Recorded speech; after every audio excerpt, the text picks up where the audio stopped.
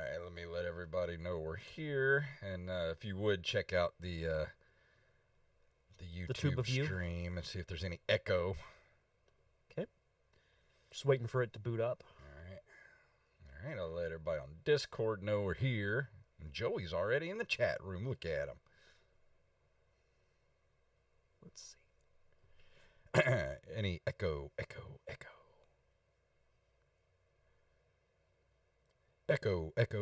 Yep, everything sounds good. Sweet. All right, it's time to do a show. Yeah. Here we go. In 3, 2, 1.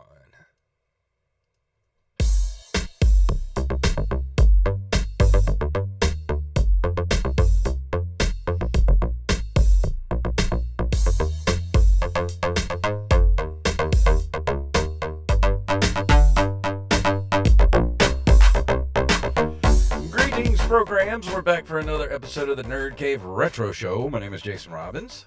And my name is Derek Diamond. I still have no background. I'm still coming to you from a bombed out bunker in somewhere in the world. An undisclosed location. Just outside of parts unknown. It'll be up next week, hopefully. Fingers crossed. I'll keep my fingers crossed the entire week. Yes. To see if it happens. But yeah, we were talking before the show. I haven't had time to play anything, but hopefully over this next week I'll have time to play some stuff. Hopefully so. You know, I know that moving can be a process, and Joey says there's an echo. Uh-oh, is there an echo? All right, well let me pause this real quick. We'll be right back, everybody. We'll be right back. All right, let me pull up Loopback and. There's an echo on both our parts. Check 1, 2, 3. All right, it should be fixed now. Check audio check. Check 1, 2, 3 check. Is it fixed? Okay. Let's see. Because I did an OBS update a few minutes ago, so it should be okay now. Let's see. I restarted Loopback. Okay, all good now. He says. Yep, we're good. All right, here we go. In 3, 2, 1.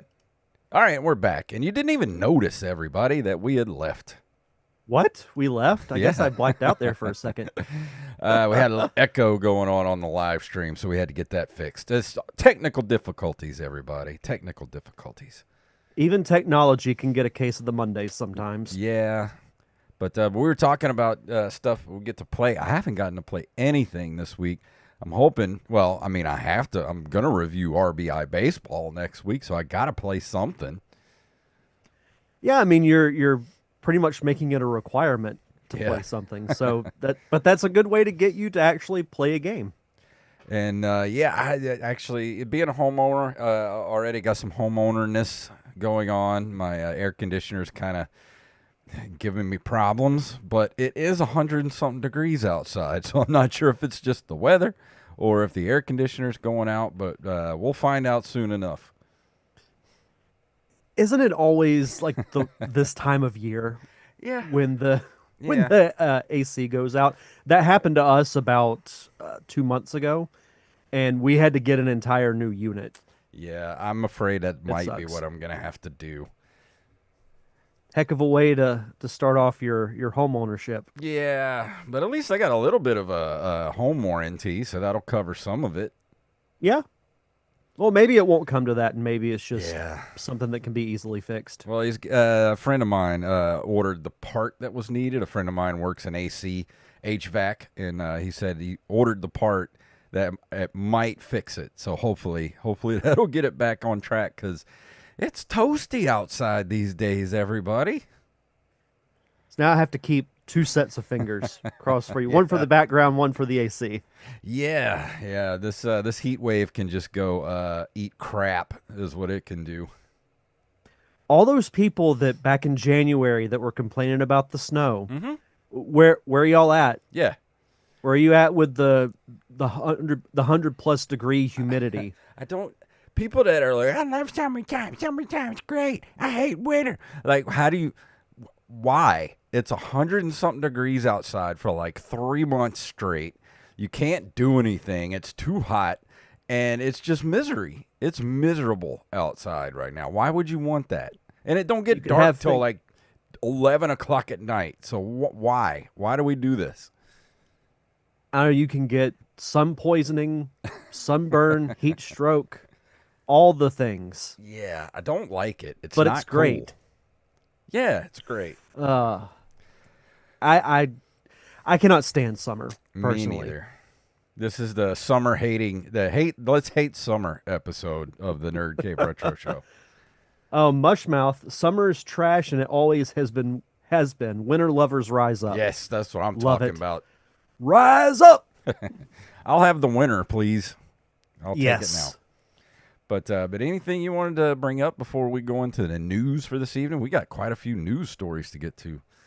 We do. Yeah, I just wanted to say real quick, I did actually have a rare weekend where I had absolutely nothing going on. So be played nice. through Super Mario World. I beat Link to the Past in 2 days, Wow. which might be a record for me. And then played some backyard baseball, which I'm going to be talking about a little bit later on in the show. But that's pretty much it. Well, let's get to this news, shall we? Let's do it. Let's go.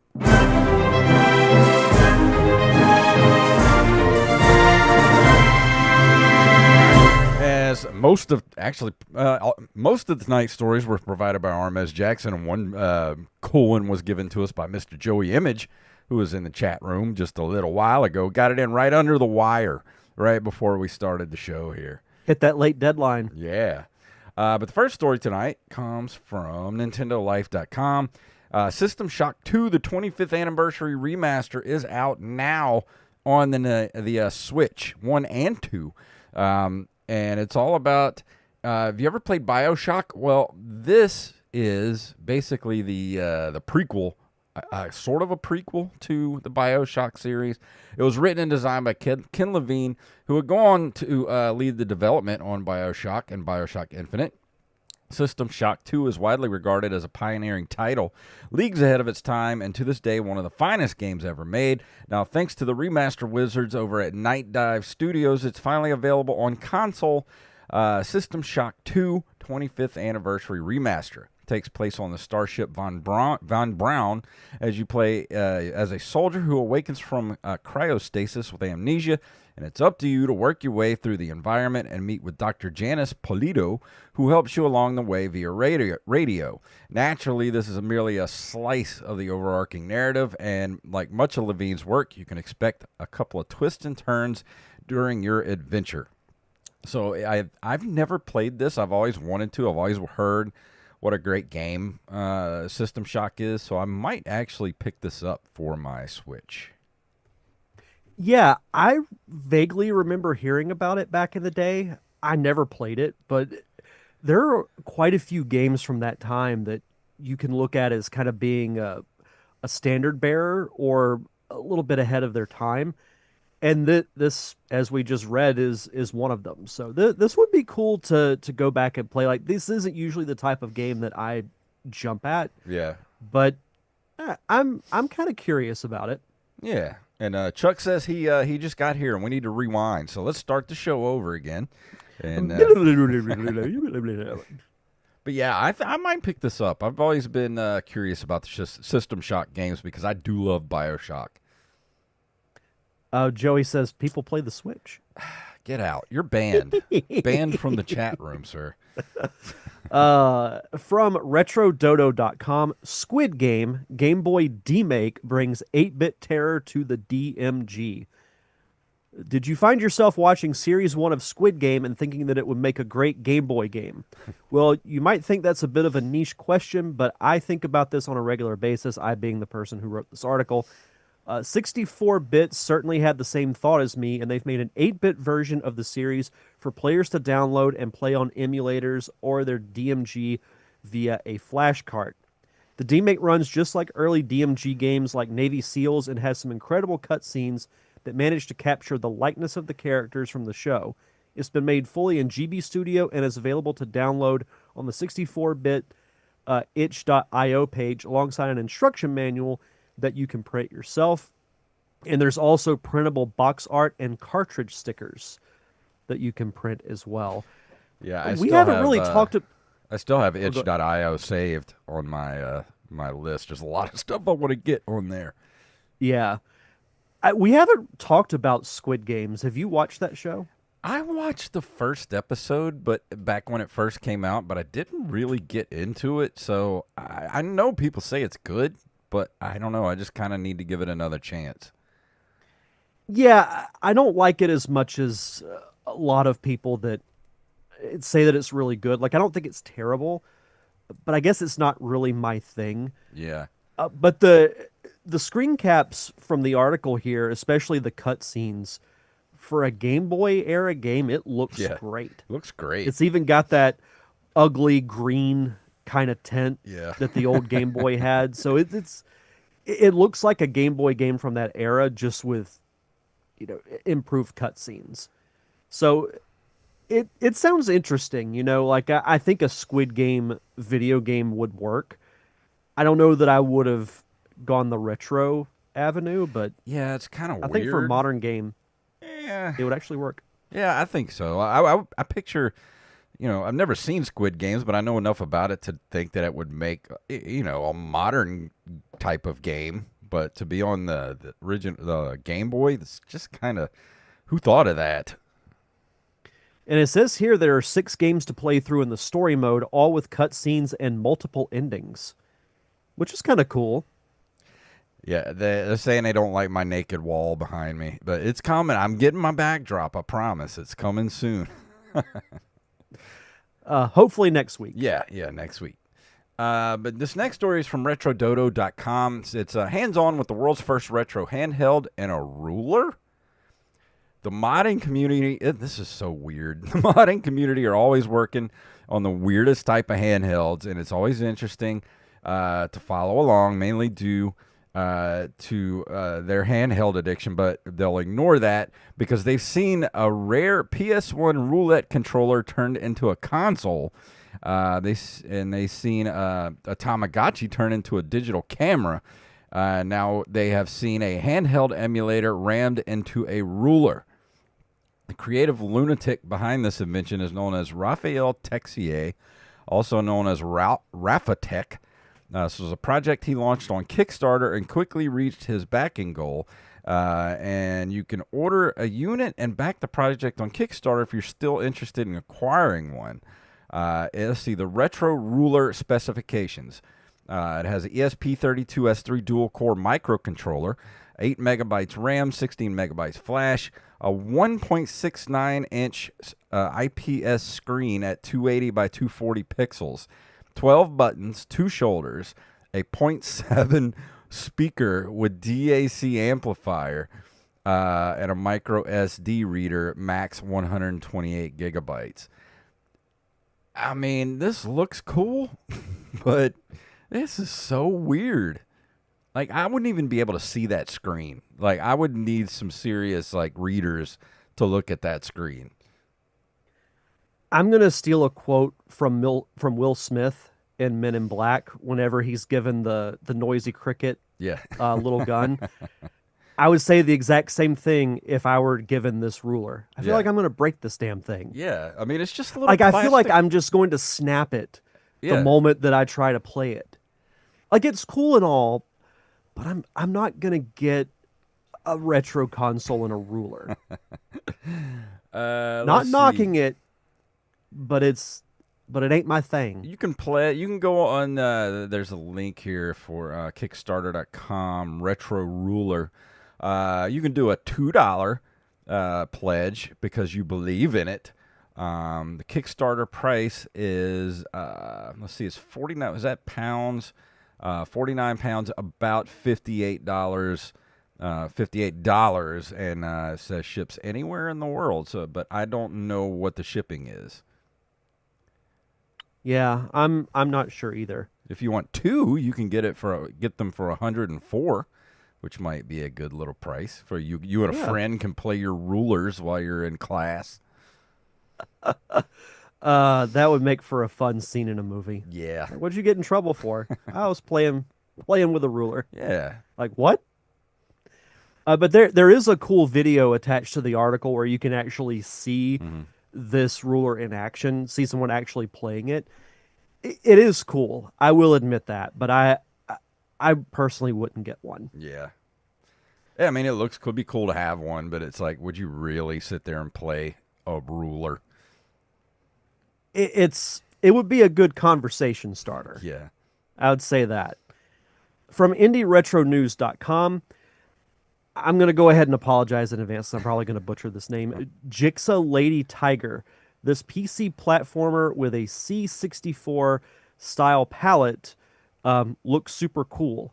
As Lick Matrix was kind enough to inform us on our inbox about the latest release of Jixa Lady Tiger by Oscar Celestini Shop, a game that isn't just a nod to Vixen, which was a platformer published by Martech in 1988 for the Amiga, Amstrad CPC, Atari ST, Commodore 64, MS-DOS, and ZX Spectrum. But the PC game looks super cool as it was developed in a C64 style palette. To coincide with this news, you can check out the latest screenshots and gameplay footage. So there's a couple of screen caps and a trailer that are attached to this video. I watched the trailer earlier today. It looks really cool. You know, it Yeah. has that retro game feel with a little bit of a, I won't say a brighter color palette because I feel like this is more accurate to what the color palette was at that time, Yeah. with a kind of washed out kind of look to it. But if you're into games from that era, it looks interesting. I'll Yeah. say that. It doesn't give any info on how much it is, but I don't even know if this is out yet. There's not a release date. Oh, to tell you how accurate the feel is for the retro style of this, it comes with a password system. Why? That- See, they lost me right there. That's all I had to say. You already lost me. Yeah. And I can't believe we missed this a few weeks ago. This article is actually a couple of weeks old, but I can't believe we missed this. From NintendoLife.com, a canceled Animaniacs Game Boy Advance game has been rediscovered, and you can play it now. If you were a kid that grew up in the 90s, you probably watched more than a handful of episodes of Animaniacs. The Warner Brothers produced cartoon ran from 93 to 98, and you can bet there were many video games out there to accompany Yakko, Wacko, and Dot's animated antics. In fact, there were 9 different games between the Super Nintendo and the DS eras, in fact, but a 10th long-lost one has recently been rediscovered and preserved online. Animaniacs Hollywood Hypnotics, which is now fully preserved and playable online thanks to the efforts of Hidden Palace, Mr. Pinball 64, and Bill Scat Socks. This 2D platformer, which mixes in puzzle-solving elements, was originally due to launch in 2003. It would have been the first Animaniacs game on the handheld console, but production woes and insolvency procedure at Full Fat and lack of a new publisher meant that the project was quietly canceled. Man, with names like Bill Scat Socks Yeah. and Full Fat, how did this thing not get released? I don't know. So there is a some gameplay footage attached to this article, and I watched that as well. I would have loved to have played this on the Game Boy. I was a huge fan of Animaniacs when it came out. I think the fact that they combined Animaniacs with Pinky and the Brain Yeah. was a really cool thing because I can't remember if they ever had a crossover in the cartoon. They may have, but if they did, I don't remember it. I like being in universes that I know from like cartoons and movies, and I know a lot of times they're not done well, but when they are, it's great. And it seemed like they like when I was watching the cutscenes, I was reading it in the voice of the different characters, Yeah. which makes it even better. I mean, this looks fun. I never really played any of the Animaniacs game. I have a few ROMs that I'd like to dip my toes into, so that might be something we need to do here pretty soon. Yeah. Oh, and Brandon Rutledge in the chat says, "Hello, nurse." Yes. And this is some late bit of news from Mr. Joey Image. He got it before we hit the evening deadline. From guru3d.com, Commodore 64 Ultimate pre-order details, including price, specs, and ship date. Commodore has officially brought back the iconic Commodore 64 with its first hardware release in more than 30 years. It's up for pre-order at $299 in America and packs a lot more than nostalgia. Instead of running as a software emulator on modern PCs, this unit uses a dedicated AMD Arctic 7 FPGA to recreate the original chipset's behavior at the silicon level. Along with 128 megabytes of DDR2 RAM and 16 megabytes of flash storage, it delivers authentic performance and compatibility with over 10,000 classic titles, physical cartridges, and a wide range of 1980s and early 90s peripherals. Shipping will start in October of this year. $299 is a lot, but man, I am tempted to get this. It looks really cool. It looks like it was pulled right out of the 80s. I mean, this is the exact Commodore 64 I had when I was a kid. Mm-hmm. Yeah, and it says here... dude. Oh, go ahead. Look. Go ahead. Just look. Scroll down and go to the Ultimate Starlight Edition. Ooh. And the Ultimate Founders Edition. Man. Then they have the regular basic beige, which is $299. They have an Ultimate Starlight Edition, which is see-through purple, like 90s style, for $349.99. And then the Commodore 64 Ultimate Founders Edition, which is gold, and it's $499.99. The gold edition, it reminds me of the beginning of Raiders of the Lost Ark when Indiana Jones finds that little gold statue and he tries to swap it with the bag of sand. Yep. It looks like a golden artifact. It looks really cool. It's cool. $500. So if you're like a diehard Commodore fan and you got the money to spend, I'd get it. Yeah, I mean, if I had the money, I would certainly. I would spring for the Founders Edition. But I mean, God, this is very tempting. But man, $300 for the basic is still a lot. And there's some great screen caps too of each of the different editions of the console. Like you get a close up look of the translucent purple that we saw in the late 90s. With because I know Nintendo did it with the Game Boy Color and the N64. You throw me the Commodore, I throw you the whip. And man, that gold one looks sweet. It does. I need to get off this page or I'm going to end up buying one. Yeah. That was a good news story to end on. Yeah, it was. Thank you for all those news stories, you guys. And now it is time for this month in video game history.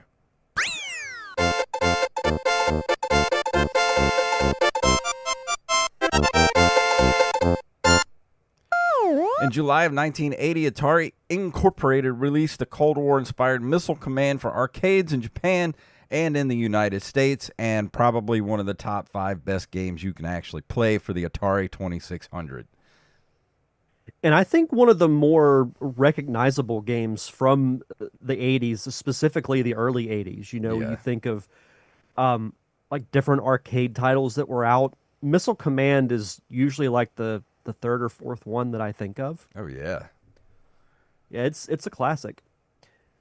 July 1st of 1987, Nintendo releases Kid Icarus in North America. My favorite iteration of Pit is still from Captain N, the Game Master. Yeah, me too. Has anybody ever beaten Kid Icarus? I don't think anybody's ever beaten that game ever. Brandon says Missile Command on Atari was the very first video game I ever played. It's probably one of the first games I played, too. That's so cool. But no, I can't think of anybody that beat Kid Icarus. This game's so hard. I wonder if it's even possible. Like, is there an actual ending to Let Kid me Icarus? look it up. What is the... I'm going to go to YouTube and see if there's any speed runs. And Watch there be fast. one that beats it in like 3 minutes. Yeah, Kid Icarus. World record speed run. Let's see. Oh, of course, Arcus. Yeah. Let's see. And he's got the very first one that popped up here is in 29 minutes, 43 seconds. Fruit Bat Salad beat it in 20 minutes and 58 seconds. Seemed like this Fruit Bat Salad person has got a lot of videos up here. Joey says the speed run of Kid Icarus is like 90 minutes long. I don't know. It looks like it's around the 21 minute mark is where it's at right now. Either way. Oh, you're up next. Okay, let's see. July 27th of 1989, Nintendo releases Mother in Japan, the first of a trilogy of role-playing games produced by celebrity writer Shigesato Itoi. I still need to review the original Mother. It was released in the States as Earthbound Beginnings. It's on the Switch, and it was even released for the Wii U. I remember back in the day. Yeah, I'm surprised you never played that. As much as you love Earthbound. I have played a little bit of it. I haven't been able to get into it as much as I could the original.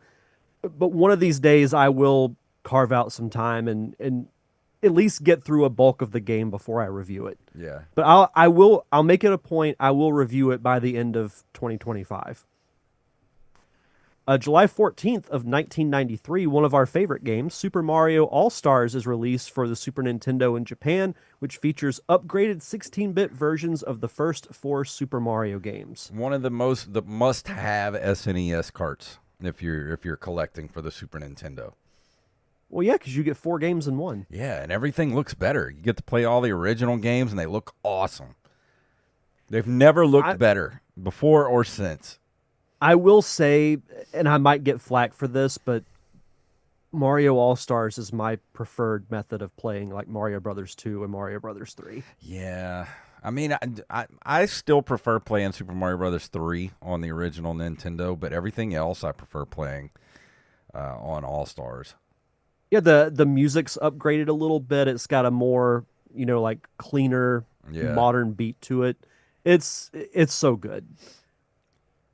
Let's see. July 19th of 1996, Tri-Ace and Enix released Star Ocean for the SNES as a Japanese exclusive. It was eventually released worldwide for the Switch and PS4 in December 2019. Oh, it only took 20...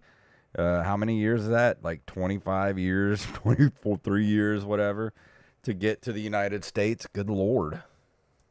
That was 33 years. 33. 2006, 2016. Okay, 24. Yeah, 24. What is Star Ocean? I've never even heard of this. I haven't really heard of it either. It sounds interesting. I mean, it was made by Square Enix, so that gives it a little bit of clout. Yeah, they got a little pedigree, but I've never heard of this before until just now. Yeah, might have to look into that and maybe something to review. But lastly, on this month in video game history, July 26th of 1999, Camelot Software Planning and Nintendo released Mario Golf for the Nintendo 64 in North America. Believe it or not, I have never played Mario Golf. Really? I don't think I've ever played Mario Golf, but I've played the old school golf game for the regular Nintendo. Oh, yeah. Maybe I did play Mario Golf. I loved golf for the Wii as part of the Wii Sports. It was one of my favorite games to play. I loved Mario Tennis, but I never really tried out any of the other Mario sports games. I think I did play this because my brother had let me borrow his Nintendo 64 for like a year or two before I bought one for myself, and he let me have all his games, and I think this was one of them. Maybe. I just unlocked a memory. One day, one of us will play it and review it here on the show. Yeah, I'm just not big on sports games, except for baseball, which RBI baseball next week, everybody. I was about to say that you're not going to be into the review that I do in just a few minutes. Oh, Joey, I can't wait for Mario Days Gone. I would love that. I would get that day one if that happened. Yeah, there might be a mod for that. You never know. People do weirder stuff than that for mods. Yeah, true. Before we go into the review tonight, Derek, do you want to do our Patreon shout-outs? As always, we like to shout out our awesome patrons over at patreon.com/nerdcaveretro. We want to shout out Riley, Romualdo Marquez, the official NCR fact checker, Mr. Wally Phelps, Nick W., Eld the Zombie, Yup Fed, aka Knife, James, aka at Jimbo Jr. on our Discord, Raven, Danny House, Justin Nispel, Daniel Salmon, aka Bethany Fox, our amazing Discord community manager, Mr. B. Res Coffee himself, Mike Eveland, the fact checker to the fact checker, Tyler the Wordsmith Watson, Axblade07, the official NCR beat writer, Armez Jackson, Carlos Longoria, a.k.a. I am the Rampage, Staff Sergeant Sketch, Gus and Penny, Matthew Salmon, Joey, Mary Potato, violinist, pianist, and overall enjoyer of music. He's in the chat room. Joey, have you gotten any new nicknames lately? Anytime I read these names, I picture the ring announcer from Rocky just going, the master of disaster, the king of swing, violinist, pianist, and overall enjoyer of music, Joey Potato. He hasn't gotten any new ones lately that he sent to us. I was kind of hoping we'd have like a whole page full by the end of summer. I know, he's got so many aliases. And of course, last but not least, Mom and Diamond. Donna Diamond, thank you all so much for your continued contributions and keeping the lights on for us here at the Nerd Cave Retro Show. Breaking news, we've decided earlier today that Sunday we will be recording the final installment of the Nerd Cave Retro Quest Dungeons & Dragons campaign. Those kids have been trapped for months. Hopefully they're okay. Yeah. We're going to find out on Sunday. We're going to find out if they're still alive down there after 2 months of not rescuing them. Sunday. So yeah, once that's recorded, we'll put it out for the patrons to our for our lovely Patreon, and then from there, I'm kind of ready to do another commentary track. Yeah, on me what too. I don't know, but we'll figure it out. Yeah, we got a month. We'll figure it out. Yeah, we've got time. But if you want to be a part of our awesome Patreon community for as little as $1 a month, you get early access to our bonus episodes like Nerd Cave Retro Quest, and you get your own RSS feed with 0 ads. You can head over to patreon.com/nerdcaveretro. And for new patrons, be sure to send us your social media info so we can give you a proper shout out. And tonight, we're going to be talking about...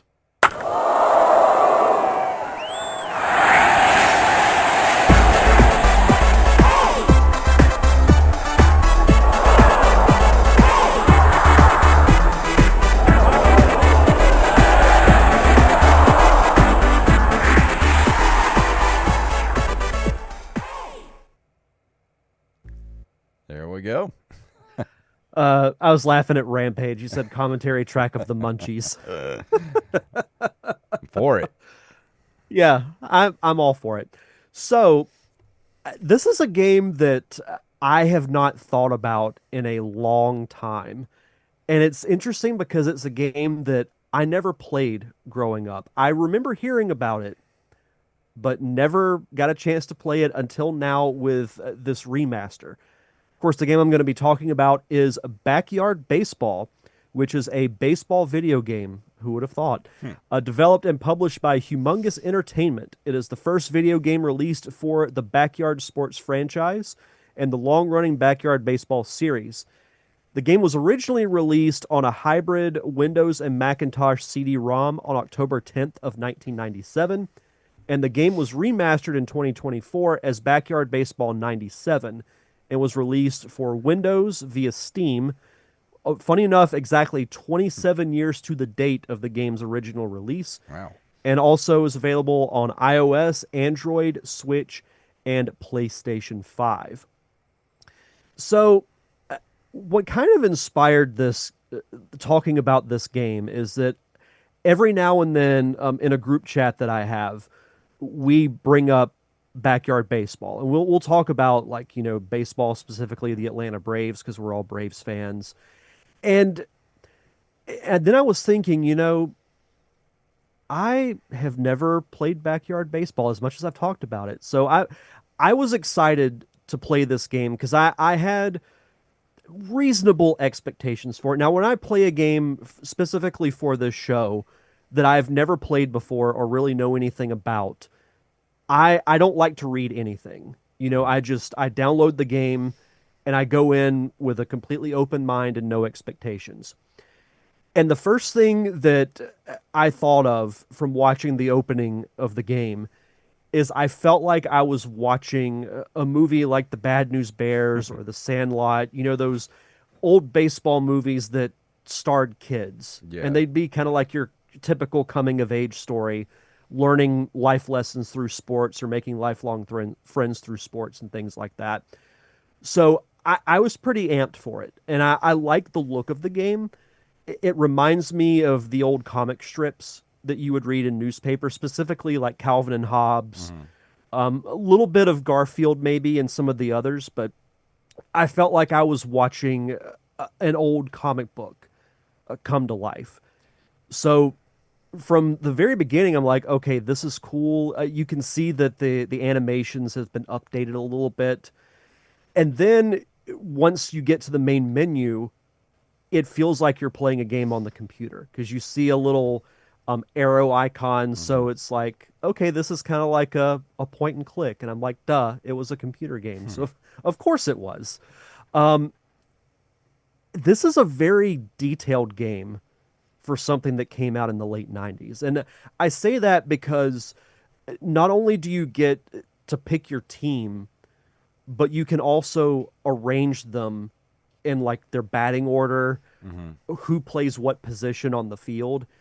And you can, before you pick your team, and it's picked, like old school playground style where it's you against one other person. Yeah. You pick somebody, then they pick.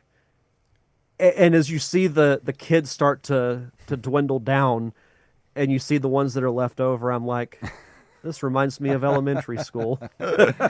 Yeah, yeah. I watched a little bit of gameplay of this the other day because I had never seen, I had never even heard of this game until you decided you were going to review it. And that was kind of one of the things that I noticed about it. I watched like the first, the 10 or 15 minutes of whoever gameplay I was watching. And I just thought it was kind of cool that you could go through each player. And it's almost like it reminds me of how little kids are when they're on the baseball field and they're like, talking about yourself like you're an announcer or something like that. And it was just kind of neat. And I don't know, even though I never played it, it did have a weird nostalgia to it when I was watching. I was like, this would be really fun to play, I think. I think you would actually like it. Now, the game is not perfect, but I'll get into my criticisms here in a bit. But when you go through and you pick your team, so like you select one of the kids, and it shows you their different abilities. So they're designated by pitching, hitting, running, and I think fielding might be the fourth one. I can't remember off the top of my head. And then from there, you're like, okay, I want a nice balanced team, and you really get to strategize by looking through each person and seeing what their abilities are, what their strengths and weaknesses are. And then from there, you can arrange who you want to hit first and so on and so forth, and then where you want to put them on the field. So if you have like a bulkier kid that can't move that well, you put him at first base or you put him at catcher. Yeah. Because he might have, a great fielding, but can't really run that well.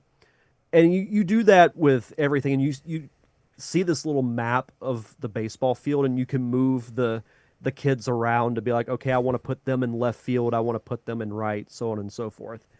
Or if you're a kid like me with no discernible athletic ability, you just throw them out in left field and just hang them out there. Watch them pick flowers. Oh, I didn't even get to play left. I was stuck in right. Oh yeah, well, I mean right. How did it's been a while since I watched baseball. If they're behind the first base, is that right field or left field? That's right field. Okay, yeah. right field. I was out in right field with you. That's usually where balls are hit the least because Yeah, most hitters are that's right-handed, where so they're they. going to hit it to That's left. where I got stuck because I was the kid out there picking flowers and looking at bugs and wanting to be anywhere but playing baseball. Yeah. No, I know exactly what you mean. And then, oh, Joey says he was right field too. We should start a right fielders club. Yeah, we should just start a new podcast, the Right Fielders Club. Oh man. And the one of my favorite things about this game, and I keep going back to the detail that was put into it, whenever you select your team and you want to start league play, and you can also make your custom name or whatever, like you can choose from 10 or 15 different colors. So like you could be my team was the Mighty Wombats, and it had like a cartoon wombat logo on the hat, which was really cool. But you can pick like 20 something different combinations, which is really cool. And then once you actually start your league, the two announcers come up, and it's like you're watching a baseball broadcast. Like they're kind of Yeah. setting the scene with highlighting a couple of the different players. Well, that's what But I was they talking about when it felt like the way little kids think about themselves when they're on the field yeah. like that. It's like this is what that game is. And that this is where it really felt like I was watching the Bad News Bears Yeah. or the Sandlot because you're hearing the kids heckle you constantly, whether you're pitching or whether you're trying to hit. And it's those old school insults like, we want a pitcher, not a belly itcher, something like that. Now, where the game lost me a little bit is the pace of the game is so slow, much like the game of baseball itself. Yeah. Now what's good is that you can select to do either a 6 inning or a 9 inning game. I didn't know that until after I started. So the first game I played was 9 innings, and it took a while. Yeah. It's and it's what's interesting too is like when you're at the plate, you can pick what kind of hit you want to try to do. Like if you just want to swing for the fences and try and knock it out, you can select power. Yeah. Now, if you don't have a good hitter, I wouldn't advise that because you'll be lucky if you get it out of the infield. But I don't know if you or anyone who's watching live has heard of the legend of Pablo Sanchez. He's a kid in the game. He's almost broken as to how good he is. Like he's great at hitting. And this I was in like the third inning of the first game I played, and I had been striking out, hitting infield flies. Like I'm not a very good hitter in the game. And then I get the bases loaded, and then Pablo Sanchez comes up, and then the computer decides to just throw a fastball right down the middle. I hit it, and I knocked it right out of the park. So I hit a grand slam with the legend of Pablo Sanchez. Funny enough, he and I share a birthday. I just want Oh to throw yeah. that out there because when you select the kids, it says their birth date and little facts about him. But yeah, his birthday says August 18th. So I'm like, well, I gotta pick him, obviously. But it's really really fun, and it's I don't have much more to say about it because it really is kind of a self-explanatory kind of game. Some of the things they did add in the remaster are achievements that you can get, so that adds a little more value Yeah. to what you're trying to do. But there's so many different combinations you can do. There's so many different team names that Joey says his middle name is Ramon. There's a lot of replayability to it, and as much as I liked playing this game by myself, it would be so fun to play it like against a person and not the computer. But I think most multiplayer games are like that though. But that's what I found myself thinking towards the end of my time playing this is that it's this would be so much fun if it was like a party. Yeah. like with 3 or 4 people, and we'd just alternate. Yeah, or make it a little bit. Give you an option to speed the game up, like most games do nowadays. Hmm. And one of the things Yeah, I and was it's looking at on here, I didn't know if you had brought this up or was going to bring this up, but a hacked CD-ROM copy of the game was used as a basis for the remaster because the source code with the original game had been lost. yeah, So they had yeah, to that's rebuild this from the ground up.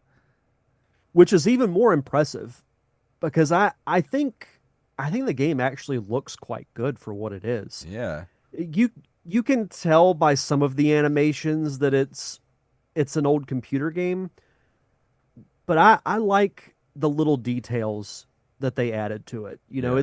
It's a good remaster. And I feel like a lot of the remasters and remakes have been unnecessary. Mhm. But I think this one is actually quite nice that this was done. And it's available in enough means. Like there's a mobile version that you can play, and it introduces this game to a, it's going to sound cliche, but a whole new generation. But do you think? I mean, is this game meant for kids, or is it a little too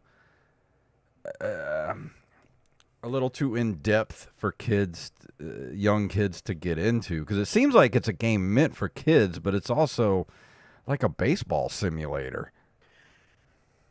I was thinking about that too as I was playing it.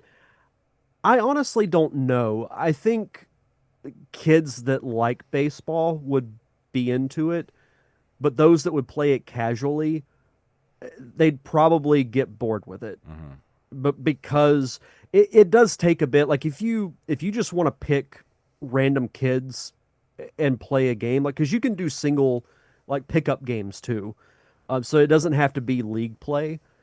So I think if they were to do something like that, they would be more interested. And Yeah. what's great too is that this this game has a very diverse cast of characters. So there are 30 kids you can choose from, 15 boys, 15 girls, and they're all different races too. Like it's not just one one race of kid. So I think for that to come out Go woke, in the go broke. 90s, that's for another podcast.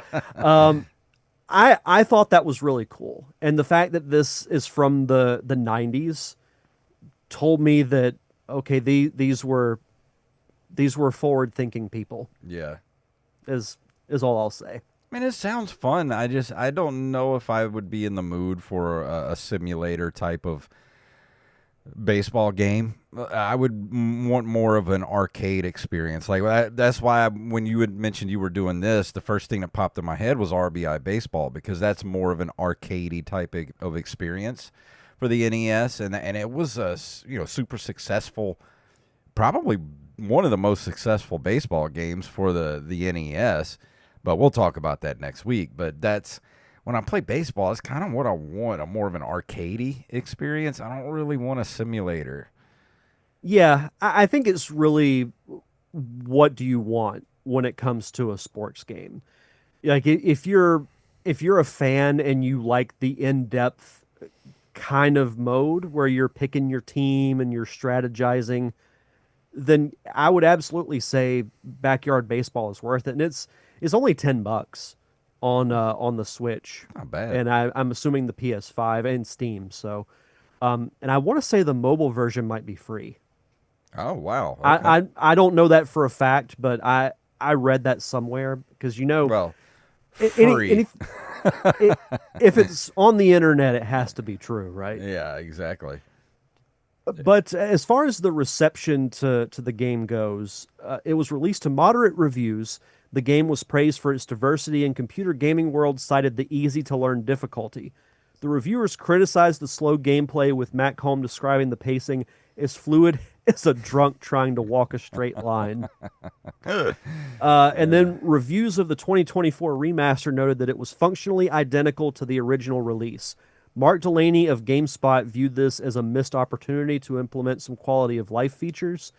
Brandon Satterwhite of Sports Gamers Online praised the game's mobile version for its presentation and lack of advertisements, microtransactions, or internet requirement. See, that's I what I thought was. microtransactions were a requirement in Yeah, all well, modern that's what I was games. thinking. Like when you said it was free, the mobile version's free. I'm like, until you like, it's like get 3 more runs for $2.99. You get 3 more baseballs to play with.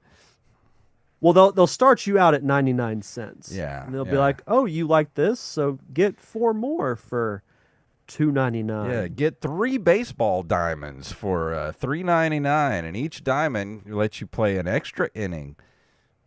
Yeah.